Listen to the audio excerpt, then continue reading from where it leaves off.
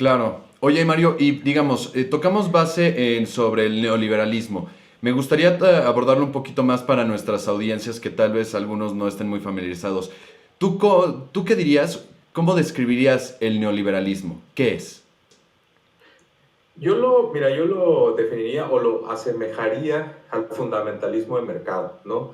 A la creencia, por ejemplo, en la Edad Media había un poquito más de creencias de que había cuestiones religiosas, espirituales que guiaban la vida, ¿no? Si tuviéramos que traer una creencia anclada en torno a cómo la vida humana se va desenvolviendo en nuestra época actual, anclada a una idea en estos momentos sería a que el mercado es quien debe decidir cómo se ordenan los principales aspectos de la vida humana, ¿no? Claro. Hay gente que lo reconoce tal cual, ¿no? Milley, por ejemplo, tiene un discurso muy cargado en eso, donde es consciente, perfectamente, plenamente consciente de que el mercado debe decidir prácticamente todos los aspectos de la vida. Es más, yo creo que el liberalismo reconocía cierto papel del Estado, ya no digamos el estado de bienestar, pero sí un estado mínimo, seguridad, etcétera. Milei a veces ni siquiera eso, ¿no? Él es un poquito más libertario. El neoliberalismo, a raíz del consenso de Washington, que es un decálogo, una receta que deberían seguir los gobiernos, poca intervención, apertura de comercial, libre, por ejemplo, determinación de las monedas, poca interferencia de los gobiernos, poca política industrial. Todo eso forma parte del consenso de Washington, ¿no? Que es una etapa de neoliberalismo donde se cree que pues, el Estado debe interferir poco con los mercados. Pero si eso lo llevamos un poquito a extremos, llegamos a un libertarismo tipo Milley, donde el Estado francamente se ve como un obstáculo en casi cualquier aspecto de la vida. Pero insisto, una de las diferencias, aquello que distancia al liberalismo tradicional, un poquito más político, que al liberalismo, al neoliberalismo, es que el neoliberalismo ya le da un énfasis mayúsculo a la libertad económica, a la propiedad privada, y ya implica que las principales, en su versión más extrema, que las principales decisiones de cómo se organiza la vida humana sean dejadas al mercado y al sistema de precios, ¿no? Claro. Ok, entonces, ¿y quién fue quien trajo el neoliberalismo a México? ¿Cómo llegó aquí? Sí, bueno, mira, por supuesto aquí influye un poco el ITAM desde el punto de vista que es inspirado por la Escuela de Chicago, ¿no? Y la Escuela de Chicago es de las primeras instituciones académicas a nivel mundial. Ahí, ojo, ahí llegan muchos académicos de la Escuela Austriaca a partir de la Segunda Guerra Mundial, que se tienen que salir algunos de ellos por cuestiones de la guerra. Llegan a Estados Unidos muchos académicos, economistas, que criticaban mucho al Estado y se dispersan por Estados Unidos, pero en particular llegan a la Universidad de Chicago, ¿no? Y bueno, poco a poco van surgiendo ya figuras estadounidenses muy mediáticas, como es Milton Friedman, ¿no? Como son otros académicos por allá de los 60, 70.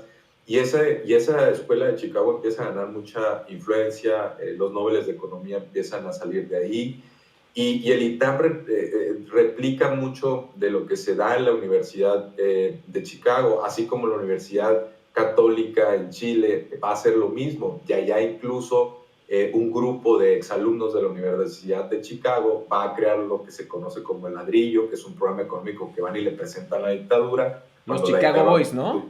la dictadura sí, no sabía muy bien qué iba a hacer con la economía. Incluso al principio había un poquito más de estatismo en las ideas de los militares, pero luego agarran este ladrillo y empiezan a implementar esas ideas que eran francamente los profesores de Chicago, puestos en marcha por unos egresados de ahí que se fueron a Chile, regresaron, empezaron a dar clases y se unieron como un grupo y después se fueron al gobierno y facilitaron a la dictadura ciertas cosas, ¿no?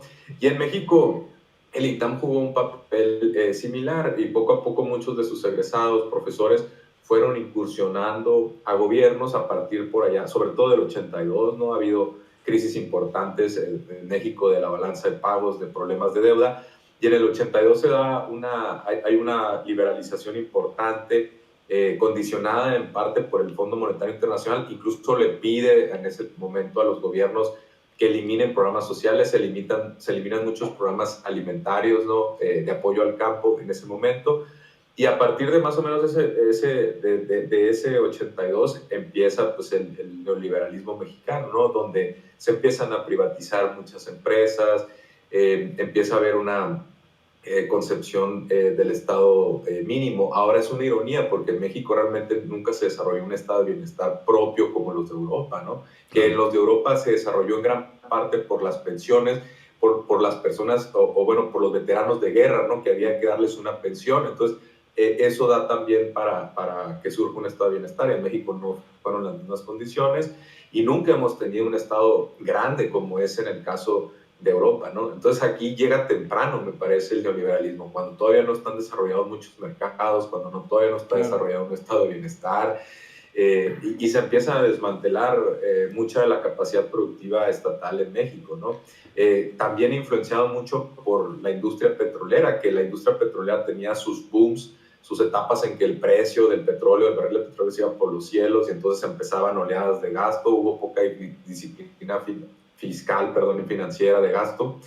Y en ese sentido, pues una mala administración de esas condiciones de mercado fue lo que también produjo ciertas crisis. No se diversificó la economía lo suficiente, en ese momento no teníamos un tratado de libre comercio, después ya con Salinas se firmó, ¿no? Pero, en fin, todo esto para resumir un poquito de cómo es que tuvimos en los 80s, en los 90s, una fuerte influencia, pero ya antes en algunas universidades mexicanas, el ITAM quizás sea la principal, pero esas ideas fueron permeando en muchos temarios, ¿no? De universidades, y ahora incluso las públicas tienen mucha influencia del tipo de economía neoclásica, ¿no? Que el neoliberalismo es una ideología, pero la escuela económica neoclásica es la forma en que se abordan los problemas, la abstracción de los problemas económicos, el modelaje, ¿no? Agarrar un modelito con ciertas variables que pueden cumplirse o no, y en la vida real, y a partir de eso y de cálculos matemáticos complejos, pues llegar a ciertas axiomas o postulados, hipótesis, teorías, ¿no? Entonces, esa es la economía neoclásica y empezó a difundirse poco a poco por México, ¿no? Y por supuesto eso nutrió a la vida pública al dotarle de funcionarios.